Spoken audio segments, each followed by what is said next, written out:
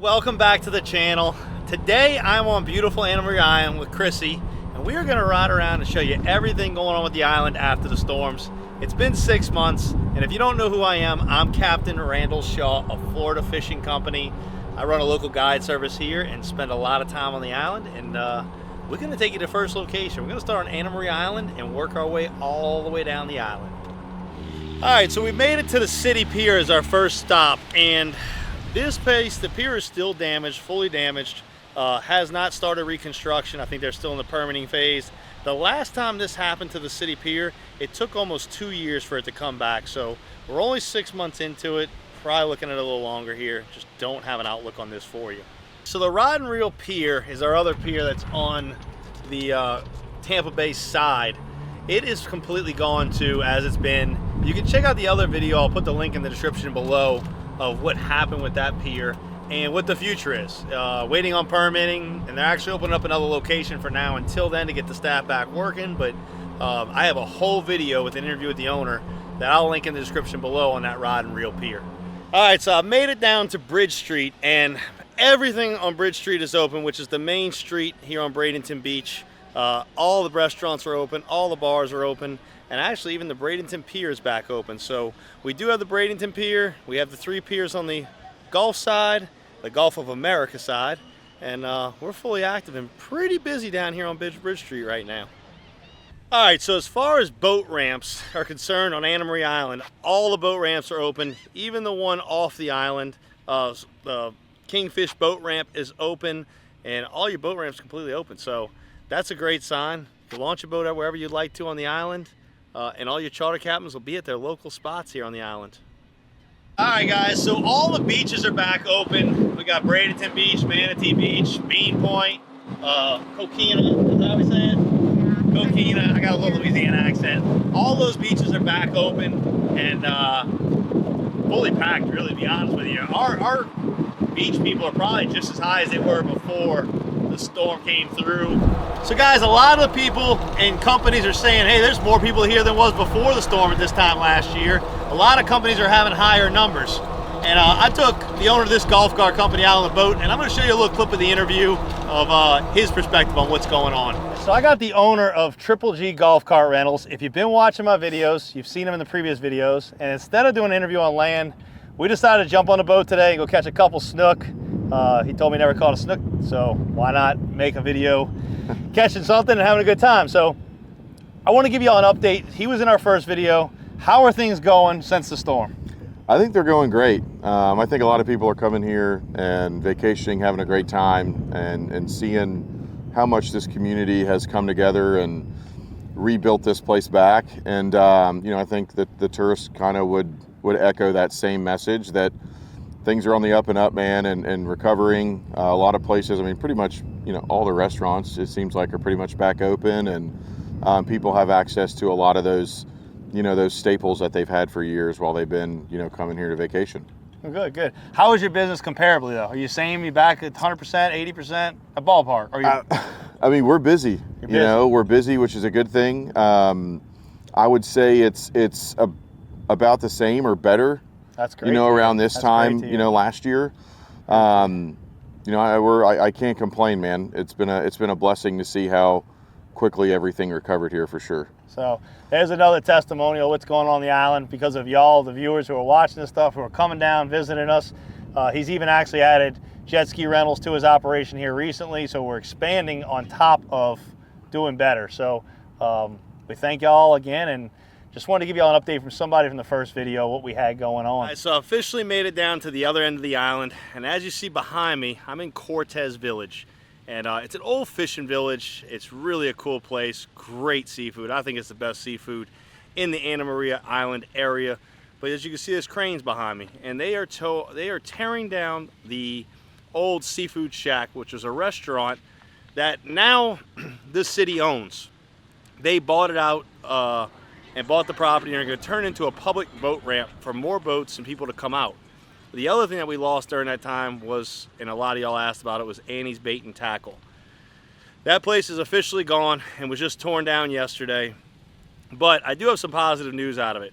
Sources are telling me that when this boat ramp is built, there'll be a bait and tackle shop attached to it possibly, and possibly that could be leased out to Annie's Bait and Tackle or somebody else if that doesn't work out. But we could have another bait and tackle place here because that land was originally owned by the seafood shack. So it was all one piece of land, so it had to go together, and they were leasing it from them. So hopefully they'll get a lease again, and we'll get Annie's back, or something close to Annie's back. So now I'm gonna take you where that really good seafood is, over to Starfish and Tide Tables and AP Bell, and we're gonna speak with Karen Bell herself. All right, guys, so I'm here in the Cortez Village with Karen. Karen is well, I'm gonna let Karen introduce yourself. What do you do down here in the Cortez Village? It's more like, what don't I do? I manage AP Bell Fish Company. I own that with my uncle. And then I have Starfish Company, which is a little restaurant next door. And I have half of Tide Tables. I own another restaurant. Good. Well, if y'all know in the other videos, I've done a lot on Tide Tables. It's one of my favorite places, the fish tacos. This place is local seafood. It's one of my love of this place. So let me ask you another question, Karen. What inspired you to kind of get involved in the Cortez Village, and how long have you been a part of it all? Well, I was born into it, so that was part of it. But then, of course, I wanted to leave after college. I had a job offer at IBM over on the East Coast in Boca Raton. But then I just missed this coast because it's so laid back, at least Cortez, Braden area, beautiful. I missed, I think, the simplicity of my younger life. And I called my dad and told him I wanted to come back and not take the IBM job. And he had a fit. But I came home anyway, and I've been here ever since. Gotcha. So obviously you've been a part of these two hurricanes we had. How bad was it for you, first of all? Let's go into how bad it was here. So it was pretty severe. I mean, I have never seen anything like the impact these two storm systems had. Actually, Debbie also, the very first one. AP Bell, our roof blew off. Star, the docks were severely damaged. AP Bell, all the docks gone. My family and I own 25 houses, I think. Every single one of them flooded. Wow. So that's they're all rental houses and stuff in here, in this area? We rent to fishermen. Okay. All of them Oh, wow. are people who support this community. And again, I can't complain too much because they really weren't structurally damaged, but they were just a mess. Most are beadboard, totally fine. You know, it just dried out. Yeah. Not a whole lot of drywall in these old cottages, so lucky that way. But we've been basically just cleaning and putting things back together. Okay. So where are we at today? So I would say we're 90%. But all in all, we are fine. We are just keeping our fingers crossed that we don't have another season in 25 like we had in 24. So all the restaurants are open, and Yes. all are at full captivity, and Yes. right back where they were before the storm. Pretty much. I mean, I think I saw a little bit of a weakening of the people visiting, and that's probably attributed to the island losing so much of their rentals. Yeah. You know, their seasonal properties. That and people But- just not knowing this place came back so quick, and that's one of the Right, things we're trying to do right. here is spread the word that it actually is back, because usually after you get a big devastation like that, it doesn't rebound as quick as this No, did. you're absolutely right, because I do think people are kind of reticent to come back because What's they here? don't know what's here, right? But we're here. We're a little bit ruffled, but we're doing fine. Good. So what is the biggest hurdle or struggle that you've seen since the storm for you personally with this whole experience? What was the toughest thing? The hurdle, I think, was just the shock of the amount of damage. I mean, literally all of our refrigeration for AP Bell blew off the roof. Within less than 2 weeks after the storm, we had to put $100,000 out to replace what was demolished. And honestly, money, not that I don't certainly, I'm not dismissive of money, but if that's the worst that we had to deal with, I think we were pretty lucky. Right. You didn't ask this, but I'm going to tell you, the best thing we saw were the people. We had so many people reach out to us, trucks delivered here, Kansas City, Missouri, like Louisiana, all these people that just brought, hygiene items, canned food, paper goods, cleaning products, just trucks showing up to the Anna Maria Island Community Center, Yeah, to it was the impressive. Sunny Shores Community Center. They would give overflow here. Star was damaged, so we stayed open. I told the employees they'd get paid as long as they had to stay there and they had to manage that. So we became a distribution center for all those donations flooding in. That was awesome to see, the outstretch of goodwill to help. That was is really cool nice. in those kind of situations where you see Miami people being sent people. I mean, yeah, it was just super generous of people to support us like that. That's people being people, actually. Like, that's what Yeah. you want to see, and that's Well, what gets us through you it. know what, too? It made me realize, like, we often send trucks loads of ice to areas that have, air problems, Okay. hurricanes or whatever. But it made me think we need to do more because it was overwhelming. Wow. Is there anything else you want to say about the restaurants or anything to people that are tourists? Because a lot of what's going to be reached here is tourists, as far as either thanking them or anything. Just anything we want to give them? I guess what I would say is, we're still here. We're fine.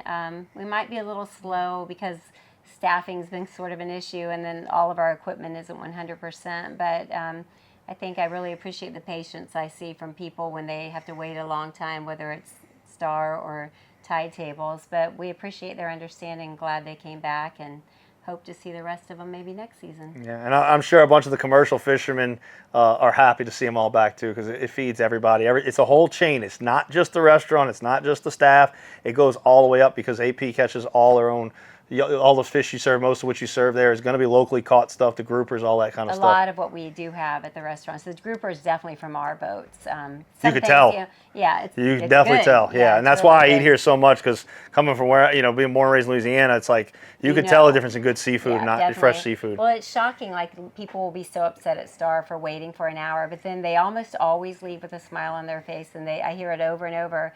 It was worth the wait. So. Yeah. So if you're in the area, you're coming to come visit, come check out the Cortez Village and the whole bunch of restaurants they have. If I'm going to eat seafood in the Anna Maria area, this is where I come to eat seafood. Anything else, I can give you a bunch of other places to go, but this is my seafood spot, especially fried, grilled seafood. And I appreciate your time. Thank you, Karen. Guys, that's all for this video. We're going to go ahead and head over to the Gulf Drive Cafe, somewhere I've actually never watched sunset before. Me and Chris are going to go watch it. Have a great rest of the evening, and hope to see y'all down here soon. If you run into us, make sure you say hi. We're always welcome to talk to anybody. As Chrissy will tell you, I'm a talker. I love to talk. So we will see you down here. Thanks for watching, and thanks for visiting Anna Maria Island.